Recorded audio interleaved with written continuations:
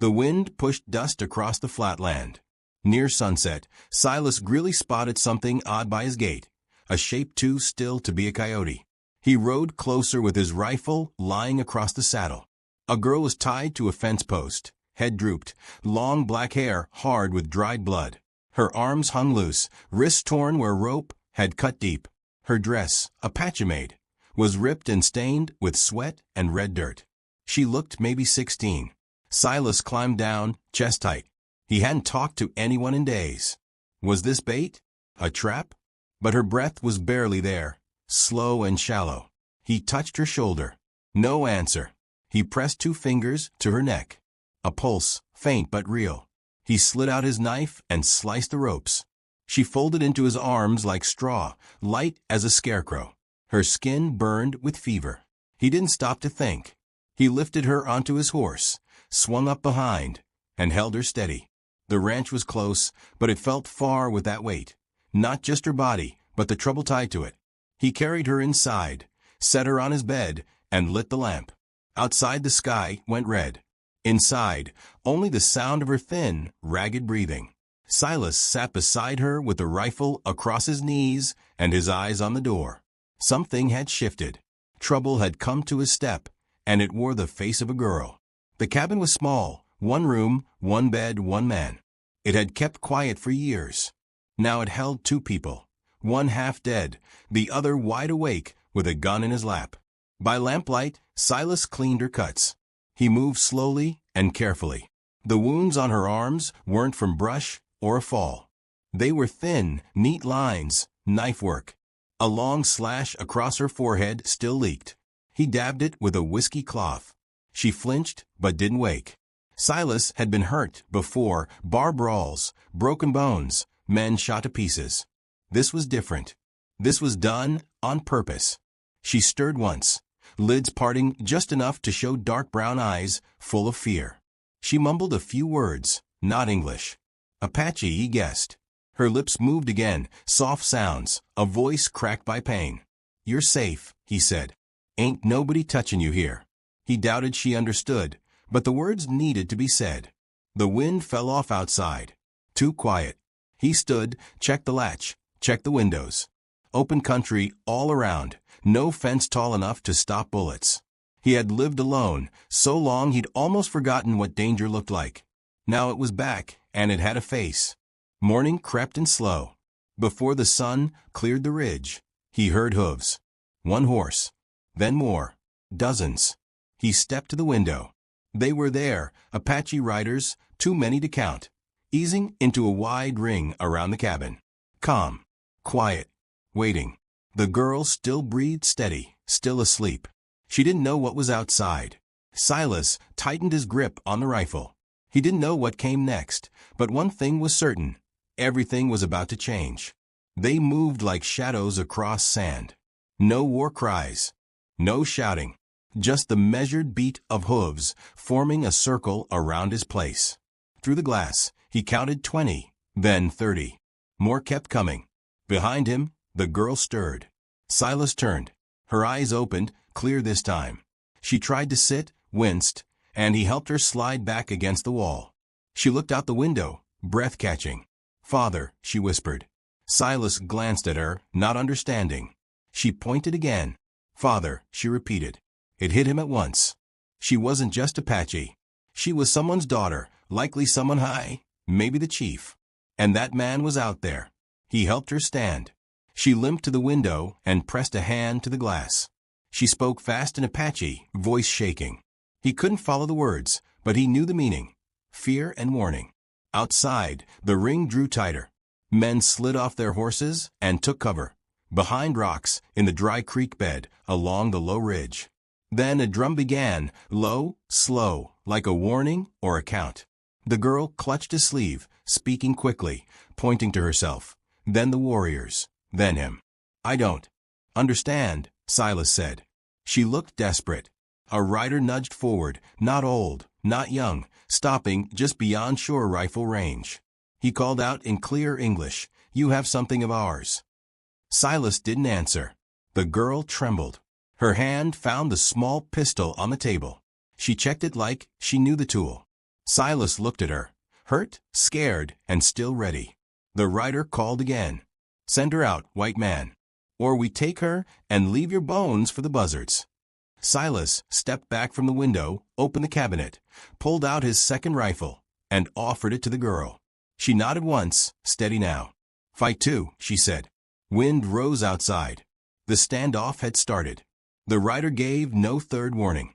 He sat still, hands easy on the reins, face calm, but everything about him hinted at quick violence. Silas kept the rifle low, but set.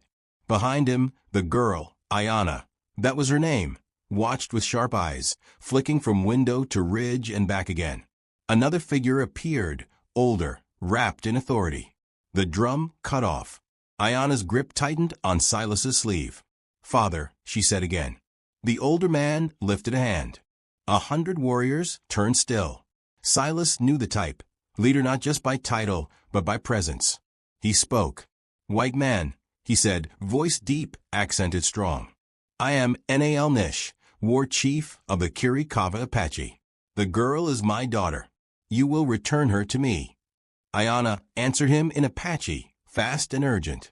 Silas heard his own name caught in the rush. She was pleading, explaining.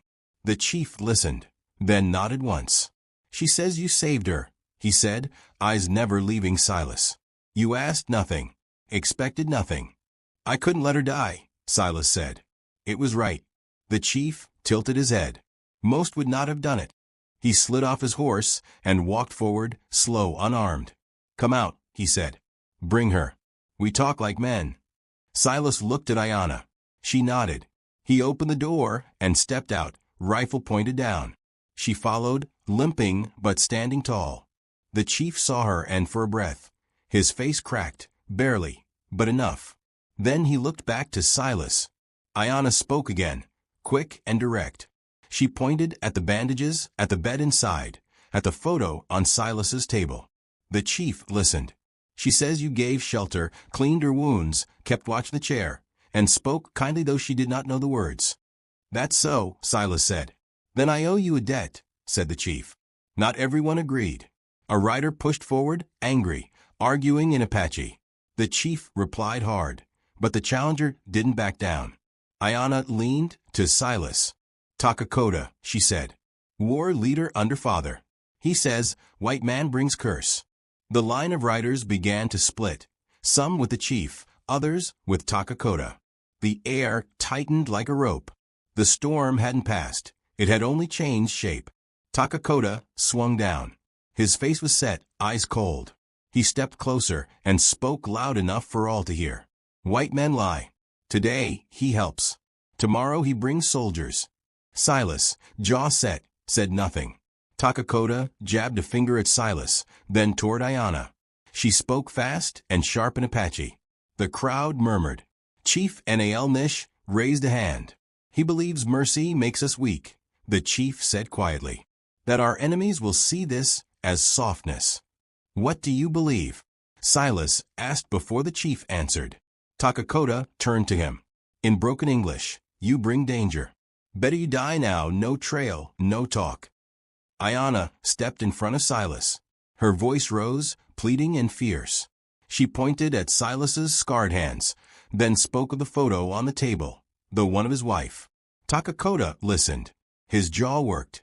He took a slow step back and studied Silas like weighing a horse. His voice flattened.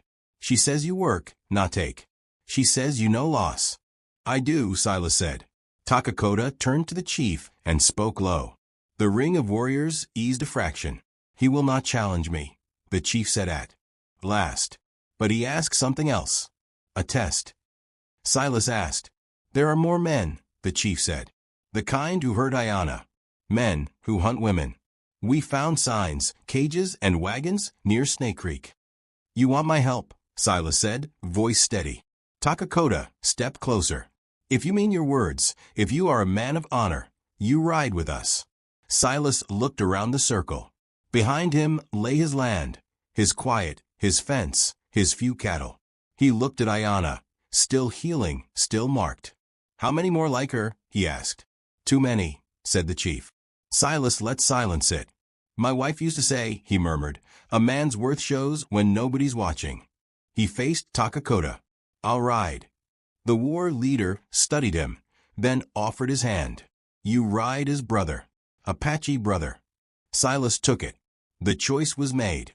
There was no easy way back now. They left before noon. 30 riders strung out like a dark thread across the sand. Silas rode near the rear with his rifle tied to the saddle, just behind Takakota and Chief Nal Nish. Ayana stayed with the women and younger scouts. Her strength was coming back, but she still moved with a limp. The desert spread wide and empty around them. The sun hit hard, like a hammer on an anvil. No one spoke. Hands made signs. Eyes did the talking. It was the quiet language of war. Silas kept his gaze forward.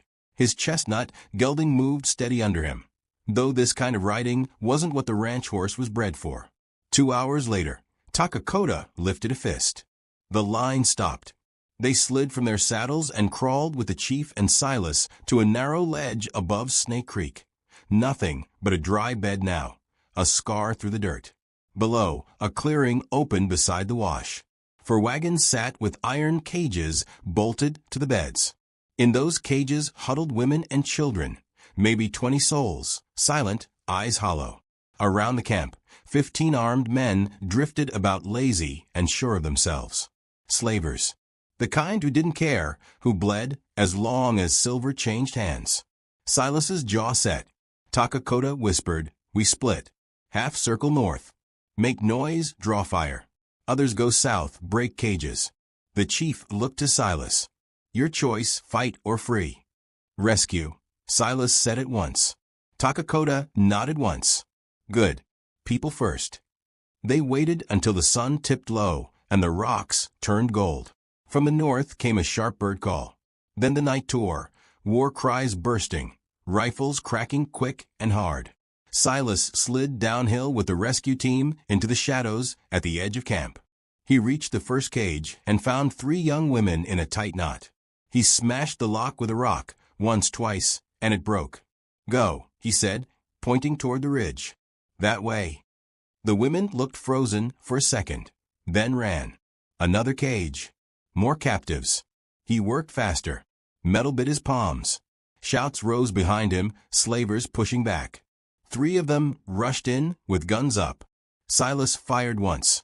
1 man fell. The other 2 kept coming. Takakota seemed to step out of the air. His rifle spoke twice.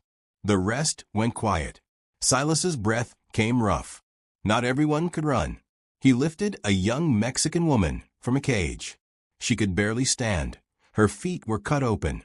Her eyes were empty wells. He slung her arm over his shoulder and moved fast, ducking behind a wagon as bullets snapped overhead. Get them out. Takakota yelled from behind a stack of crates, firing toward the rocks. More slavers poured from the north side, surprise gone, rage hot. Dust flashed with muzzle fire. Silas ran the woman uphill. An Apache scout took her hand and guided her on while Silas turned back. 2 kids were still in the last cage, a boy and a girl, 8 and 10 maybe. They clung to the bars like they were the only solid things left in the world. Silas shot the lock. It held. He fired again. It snapped. He dragged the door wide. Come on, he said, voice flat but firm. The boy bolted. The girl froze. Silas reached in, hauled her up with 1 arm, and ran. A slaver stepped. From behind a wagon, with a shotgun leveled at Silas's back. Silas twisted to shield the girl. A shot cracked, but not the shotgun. The slaver dropped. Ayana stood near a barrel, her small pistol smoking. There was no time for words. Silas nodded once. She nodded back. They got the last of the captives up the slope, while Takakota and 3 others stayed low, laying down cover. 1 warrior took a crease along the leg and kept firing. After that, the fight didn't drag on. The Apache moved quicker, thought clearer, shot straighter. When the dust finally settled, 15 slavers lay dead. None escaped. In the thin shade, the rescued drank water and stared. Some cried without sound. Others just sat, eyes on nothing. Silas leaned on a wagon, hands on his knees, breath shaking. Chief Nish walked up. "You fought well," he said in his plain way. "Like Apache." Silas gave a small nod. "Not sure what that means." "It means," the chief said, "you did not run when it counted." Takakota came and set a hand on Silas's shoulder. "This path does not wash away," he said. "You are with us now." Silas looked over the camp, the freed people, the warriors, Ayana helping a child wrap a bandage. He said nothing, but something inside him shifted. The quiet life had ended back at the ranch, and something else had started. They rode back without songs, without talk. Only hooves over rock and the slow breath of horses. Silas's shirt was torn. Dust clung to him. Someone else's blood streaked his sleeve. He didn't feel tired yet. The sun slid behind the mesas. Shadows stretched long. Night air cooled the skin. By dark, they reached the edge of the Apache camp. Families would take in the rescued, feed them, guide them home. Some would need months. Some might never speak again. But they were alive. Chief Nish dismounted and faced Silas. "You chose honor," he said. Silas only nodded. Takakota stepped forward with something in his palm, a leather strap set with a small carved bone bead. "A bracelet," he said, "from her." He nodded toward Ayana. She stood by a wagon, black hair loose in the wind. Silas walked over. They didn't trade words. She took his hand, tied the bracelet snug, and looked up. Her eyes said all of it. "Thank you. Farewell. Be careful." Silas touched her hand once and stepped back. He didn't belong here. At first light, he turned his horse and rode alone. No parade. No dust cloud. Just a man crossing empty land under a wide sky. 3 days later, he sat on his porch again. Inside, the photo of his wife rested on the table. Beside it lay the bracelet. He picked it up, rubbed the bead between finger and thumb, and set it down. Out in the field, cattle drifted slow. Life looked the same, but he didn't. He had seen evil, met it head on, and pushed it back. When it came again, and it would, he'd be ready. He leaned his chair against the wall and watched the sun slide behind the ridge. The last light lit the dust in gold threads. For the first time in years, his heart felt steady. Not joyful, steady. In the wild country, surviving was the rule. But there was something else, quiet and unseen, that made a man more than a beating heart. It didn't pay. It didn't shout. It was the choice to stand when no one asked him to. It was honor. That night, wind walked soft across the grass. The cabin was small, 1 room, 1 bed, 1 man again. Yet it did not feel empty. Somewhere out there, a campfire burned low, a child slept safe, and a father no longer feared a daughter lost. On the table, the bracelet caught a sliver of moonlight. Silas closed his eyes and let the quiet hold. Tomorrow would bring work, mending fence, checking water, counting cattle. But if riders ever came to the gate with cages again, they would not find the same man they'd left behind. He rose, snuffed the lamp, and set the rifle within reach. Outside, a coyote called once and fell silent. The desert breathed. The house settled. And in that thin stillness, a promise lived. When the world turned hard, he would not look away.